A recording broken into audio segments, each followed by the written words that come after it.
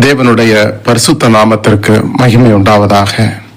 இந்த நாளிலும் உங்களோடு தியானிக்கும்படியாக தெரிந்து கொள்ளப்பட்ட வாக்குத்தத்த வசனம் சங்கீதம் 25வது அதிகாரம் 4வது வசனம். கர்த்தாவே, உம்முடைய வழிகளை எனக்கு தெரிவியும், உம்முடைய பாதைகளை எனக்கு போதித்தரலாம். பிரியமான தேவனுடைய பிள்ளைகளே, நம்முடைய ஜெப நேரங்களிலே நாம் ஜெபிக்கும் போது சில வசனங்களை சொல்லி நாம் ஜெபிக்கிறதுண்டு. அந்த வசனத்தை சொல்லி நாம் ஜெபிக்கும் போது நமக்கு மனதிற்குள்ளாடி ஒரு மிகுந்த சந்தோஷம் உண்டாகும். அந்த வார்த்தையில் இருக்கிற ஒரு ஆசீர்வாதம், அந்த வார்த்தையில் இருக்கிற வழி நடத்துதல் கிடைத்து அந்த பாதையின் வழியாக தேவன் நம்மை நடத்துகிறார். நாம் வசனங்களை சொல்லி சொல்லி ஜெபிக்கிற பொழுது நம்முடைய வாழ்க்கையில நாம் நிறைய ஆசீர்வாதங்களை பெற்றிருக்கிறோம், நிறைய அற்புதங்களை பெற்றிருக்கிறோம். அதைத்தான் இந்த வசனத்திலே நாம் வாசிக்கிறோம். பிரியமானவர்களே, நம்முடைய வாழ்க்கையிலே நாம் வாழ்ந்து கொண்டிருக்கின்ற காலகட்டத்திலே இன்றைய தினம் கடந்து விட்டது. நாளைக்கு என்ன நடக்கும் என்று நமக்கு தெரியாது. மட்டுமல்ல, நம்முடைய எதிர்காலத்தை குறித்து, எதிர்காலம் எப்படியெல்லாம் இருக்கும் என்றும் நமக்கு தெரியாது. ஆனால் தாவீதின் வாழ்க்கையில பார்க்கும் பொழுது சங்கீதம் 31வது அதிகாரம் 15வது வசனத்தை நாம் படிக்கும் போது, என் காலங்கள் உம்முடைய கரத்தில் இருக்கிறது, என்னுடைய எதிர்காலங்கள் உம்முடைய கரத்தில் இருக்கிறது என்று எழுதப்பட்டிருக்கிறது. ஏனென்றால் ஆடு மேய்த்து கொண்டிருந்த தாவீதை அழைத்து கொண்டு வந்து ஆண்டவர் அபிஷேகித்தார். அவனுக்கு என்ன செய்ய வேண்டும் என்று ஒரு பொறுப்புகளை கொடுத்தார். இஸ்ரவேலின் ராஜாவாக மாற்றினார் என்று நாம் வேதத்திலே பார்க்கிறோம். அதனால தான் தாவீது என்ன பண்றார் என்றால், கர்த்தாவே, நான் நடக்க வேண்டிய வழியை எனக்கு போதியும், நான் செல்ல வேண்டிய பாதையை எனக்கு காண்பியும்.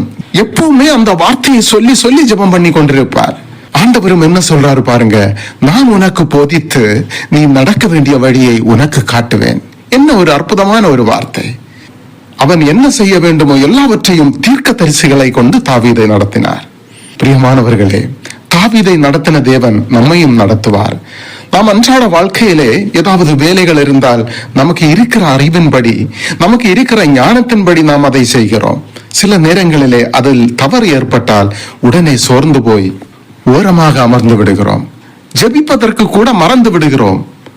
நம்ம முயற்சிகள் நிறைய நேரம் தோல்வியை சந்திக்கின்றது. அதை நாம் ஆண்டவரிடத்திலே சொல்லும் போது ஆண்டவர் சொல்றாரு, நான் இப்போ உனக்கு இதை தருவேன், ஏற்ற காலத்திலே உனக்கு அதை செய்வேன். ஆண்டவர் கண்ணை வைத்து உனக்கு ஆலோசனை சொல்வார். நாமும் ஆண்டவரிடத்திலே, கர்த்தாவே, உம்முடைய வழிகளை எனக்கு தெரிவியும், என்னை குறித்து நீர் வைத்திருக்கிற வழிகளை, வைத்திருக்கிற பாதைகளை எனக்கு சொல்லி தாரும் ஆண்டவரே. அதிலே நடந்து உம்முடைய ஆசீர்வாதங்களை பெற்றுக்கொள்ள கிருபை தாரும் என்று கண்களை மூடி நாம் ஜெபிப்போமா? அன்பு நிறைந்த பரலோக பிதாவே, ஆண்டவரே, இதோ இந்த நாளின் காலை நேரத்திற்காக உமக்கு கோடாகோடி ஸ்தோத்திரம் ஆண்டவரே. இந்த நாளிலும் கூட நீர் ஒரு அதிசயமான நாளை காண கிருபை செய்தமைக்காக நன்றி சுவாமி. நீர் ஒரு வசனத்தை கொடுத்து அதை தியானிக்கும்படியாக செய்த மேலான கிருபைக்காக நன்றி ஆண்டவரே.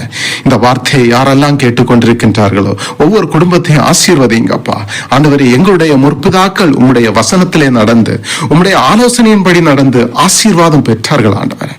நாங்களும் அதே போல உம்மிடத்திலே ஆலோசனை பெற்று நீர் போதிக்கிற வழியிலே, நீர் காட்டுகிற பாதையிலே நாங்கள் நடந்து உம்முடைய ஆசீர்வாதத்தை பெற்றுக்கொள்ள கிருபை தாரும் ஆண்டவரே. வியாதியா இருக்கின்ற ஒவ்வொரு பிள்ளைகளுக்கும் நல்ல சுகத்தையும் பலத்தையும் ஆரோக்கியத்தையும் கட்டளையிடுவீராக ஆண்டவரே. பள்ளிக்கூடங்களுக்கு செல்கின்ற பிள்ளைகளை ஆசீர்வதியும், போக்கிலும் மரத்திலும் உம்முடைய கிருபை கூட இருந்தலும் வேண்டும் என்று ஜெபிக்கிறேன் சுவாமி. ஆண்டவரே, இன்றைய தினத்திலே பிறந்த நாட்களை, திருமண நாட்களை சந்திக்கின்ற பிள்ளைகளை ஆசீர்வதிங்கப்பா. உம்முடைய கிருபை அவர்களோடு கூட இருக்கட்டும் ஆண்டவரே.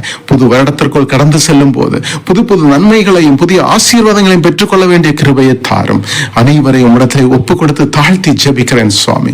துதி கனமகிமை யாவும் உமக்கே செலுத்துகிறேன். இயேசு கிறிஸ்து மூலம் ஜெபிக்கிறேன் ஜீவனுள்ள நல்ல தகப்பனே. ஆமேன், ஆமேன், ஆமேன்.